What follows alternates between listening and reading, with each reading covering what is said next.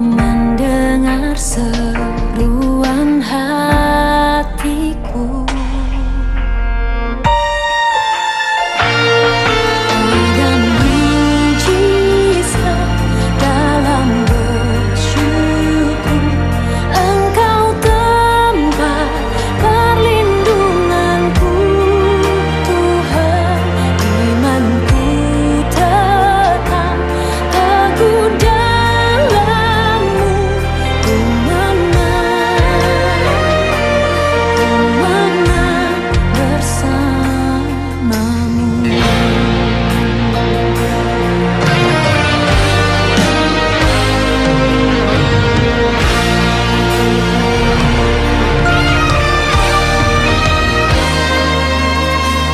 Tangan Tuhan tak kurang panjang untuk selalu menolong hidupku.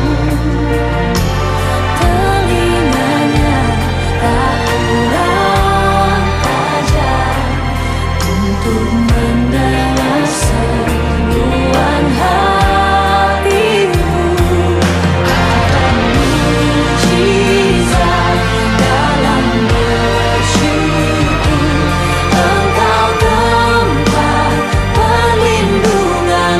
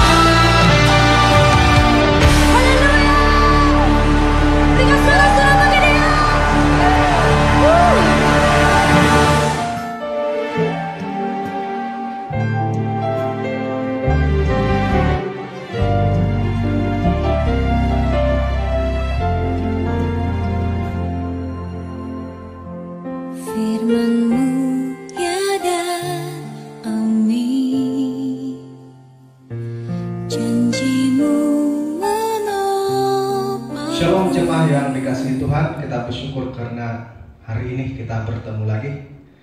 Sedang jemaah yang dikasihi Tuhan, firman Tuhan, tema firman Tuhan pada hari ini yaitu kedaulatan Allah di masa krisis. Kedaulatan Allah di masa krisis, dan teks terambil dalam Daniel 3, 1 sampai yang ke-30.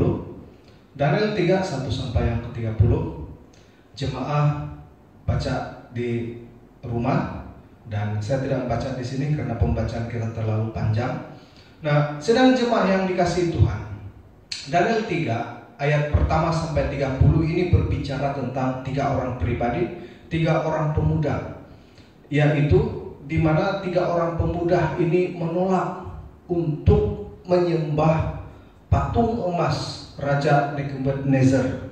Nah, sedang jemaah yang dikasihi Tuhan, saya mulai dengan sebuah sejarah perkembangan Injil di Pulau Fiji.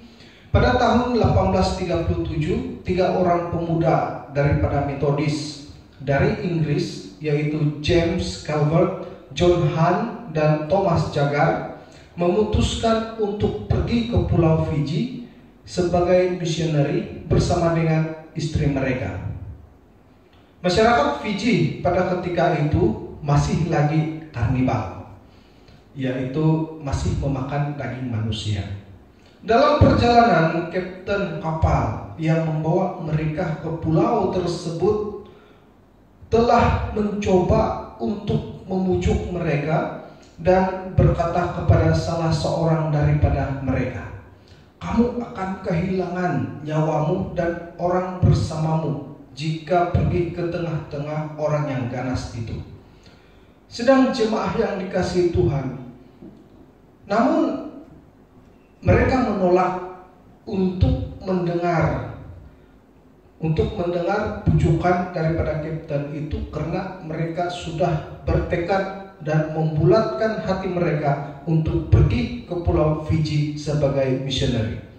Apa yang dilakukan oleh anak-anak muda ini merupakan satu jawaban doa daripada John Wesley, pendiri daripada gerakan misi yang menaungi mereka, yang pernah berkata, "Give me 100 men who love God, will all their heart and fear nothing but sin, and I will move the world."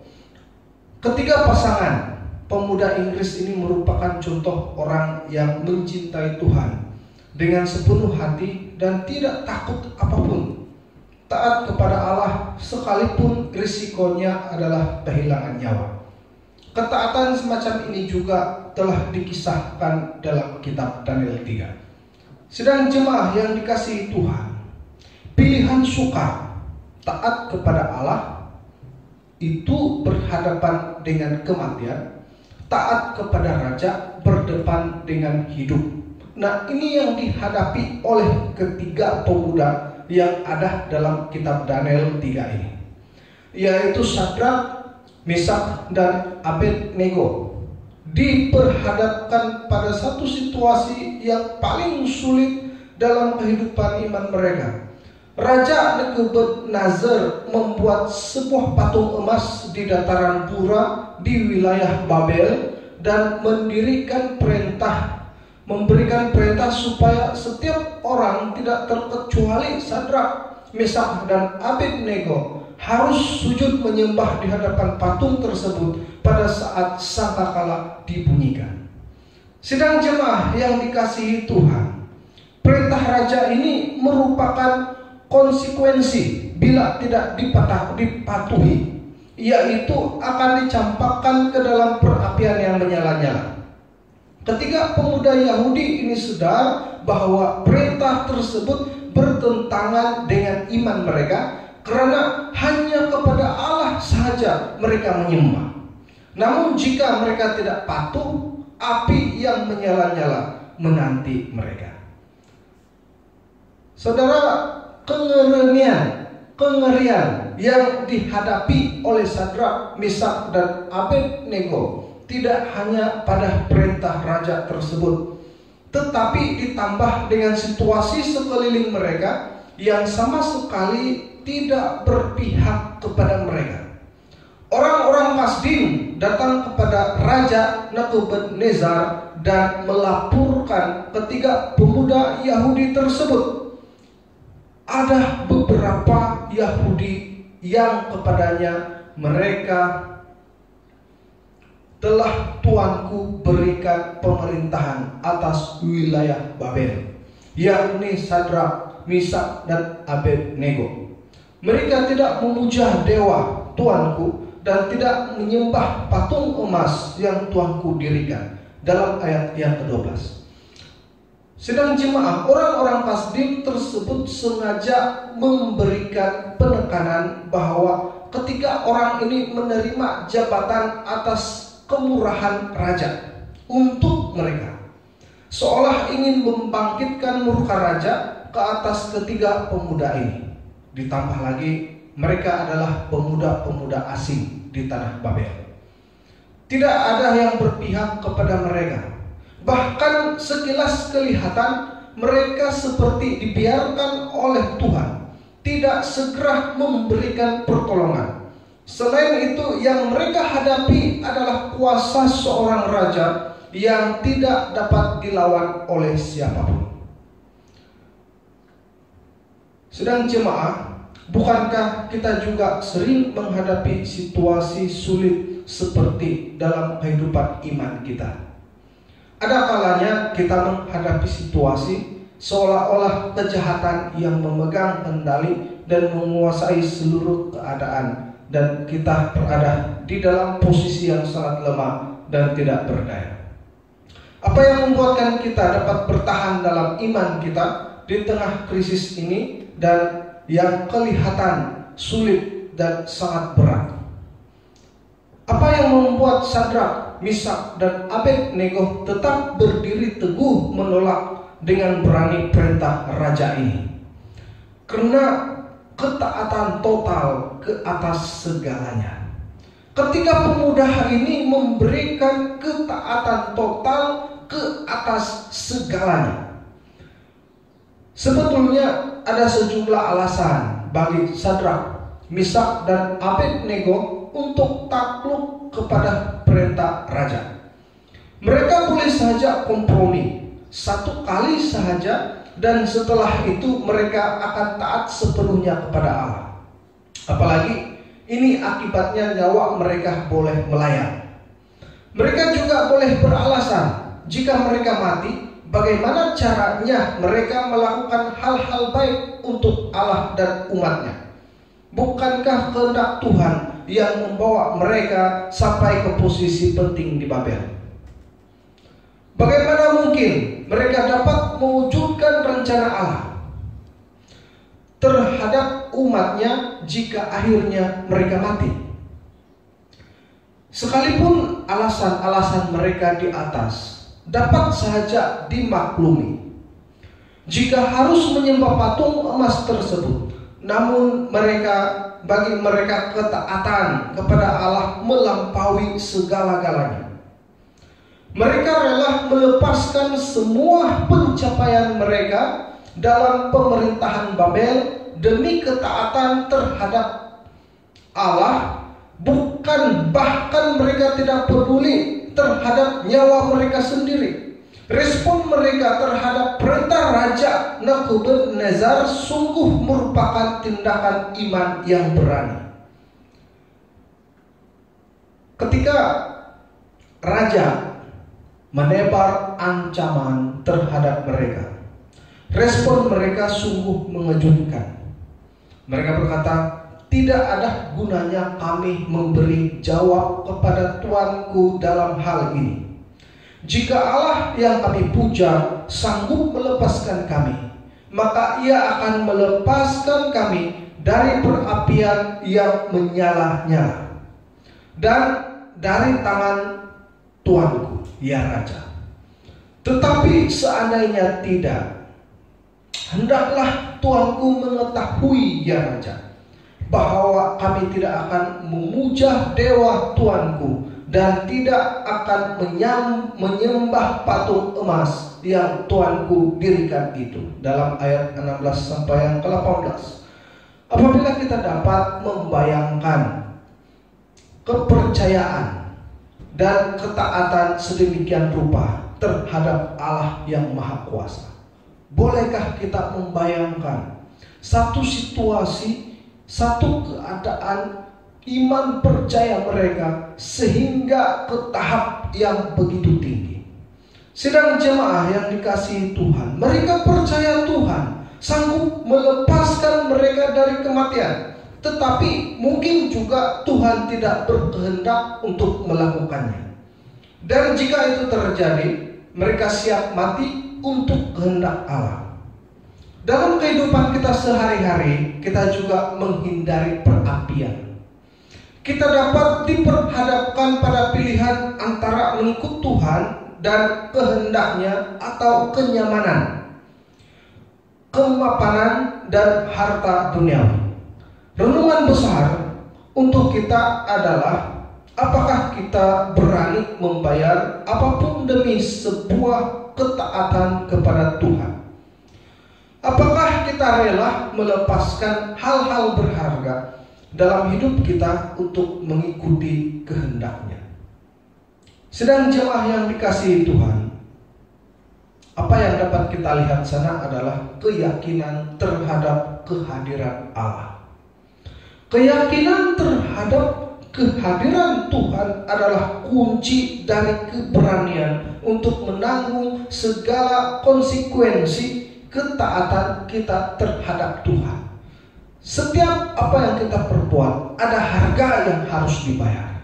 Ketiga pemuda ini, Sadrak, Mishak, dan Abednego, harus membayar harga untuk taat kepada Tuhan.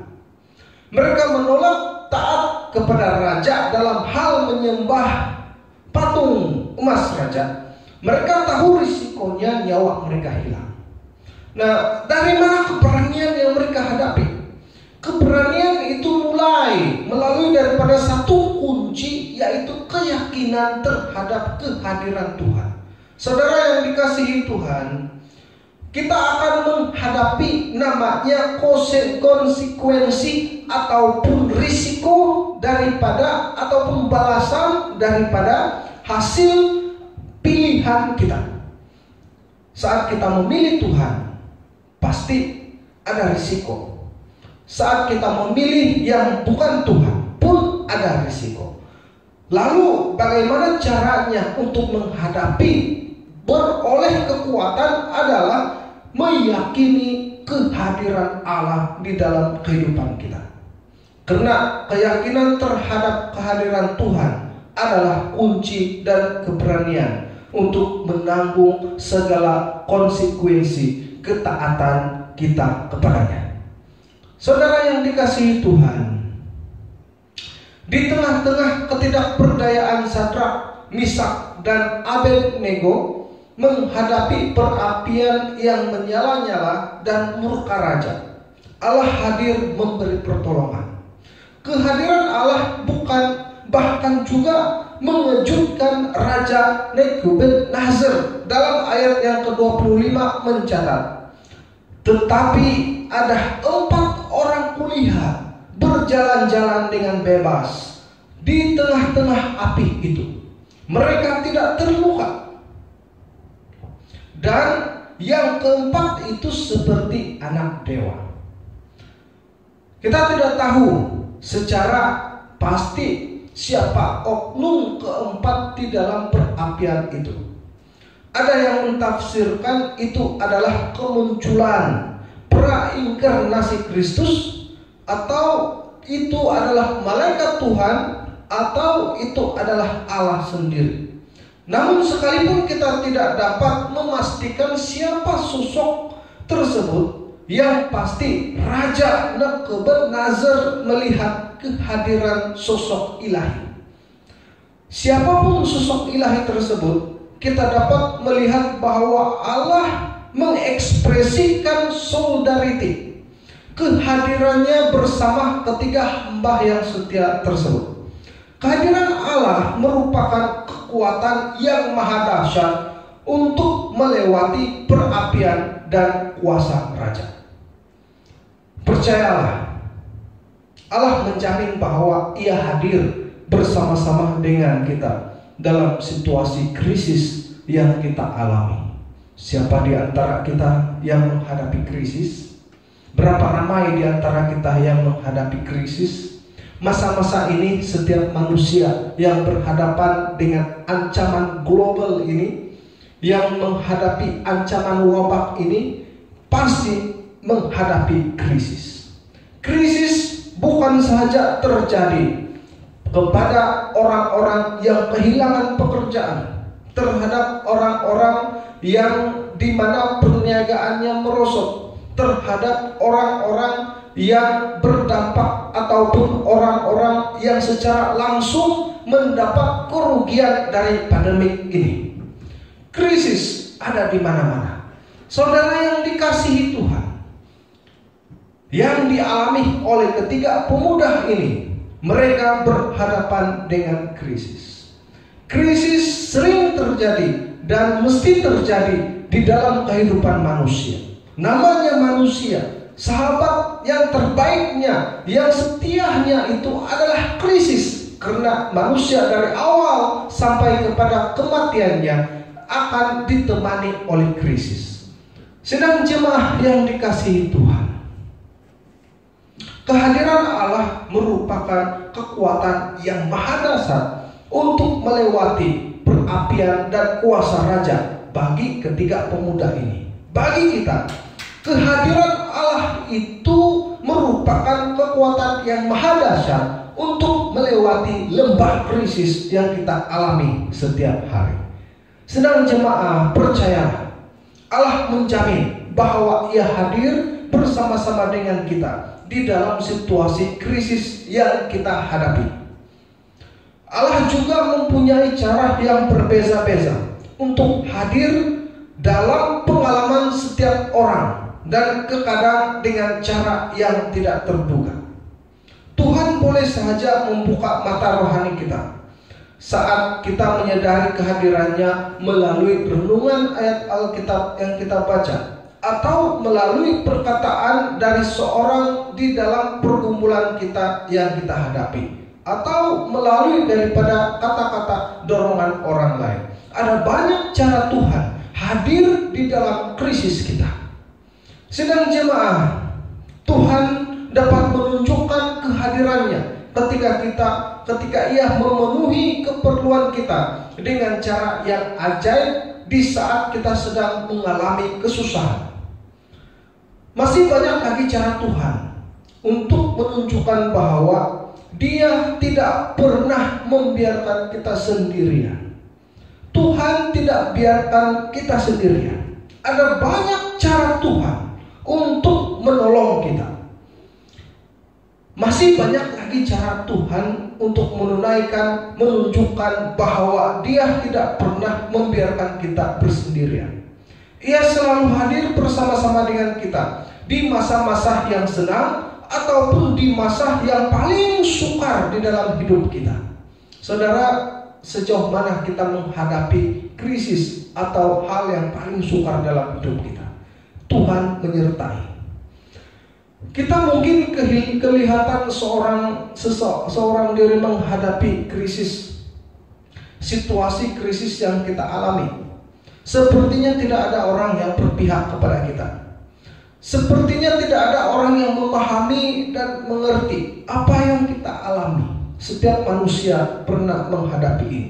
Seolah-olah tidak ada orang yang memahami, tidak ada orang mengerti masalah yang kita hadapi. Mau cerita pun susah. Orang tidak akan ambil peran. Bahkan orang tidak, kadang-kadang hanya mau mendengar tetapi tidak mau menolong kita. Nah, sedang jemaah, seperti kita dalam keadaan keseorangan menanggung semua ini. Sepertinya tidak ada orang yang memahami. Namun percayalah, Allah bersama kita. Ia tidak pernah meninggalkan kita kemanapun Tuhan memimpin kita melangkah, dan dalam situasi apapun Tuhan beserta kita. Ingat baik-baik, Tuhan beserta kita dalam segala apa yang kita alami. Tuhan berdaulat di masa-masa krisis. Amin. Salam luar biasa.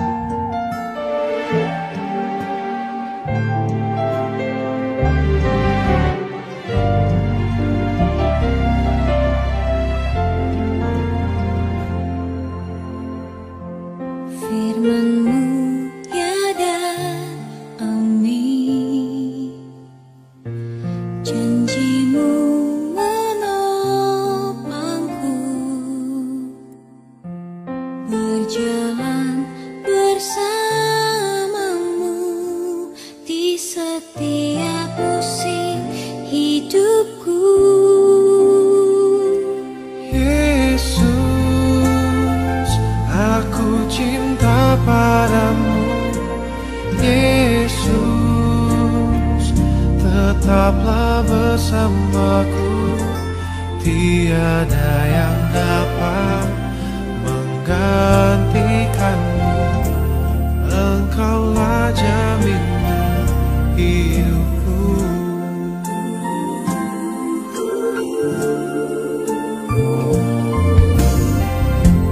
Firman-Mu ya dan amin. Janjimu menopangku, berjalan bersamamu di setiap musim hidupku.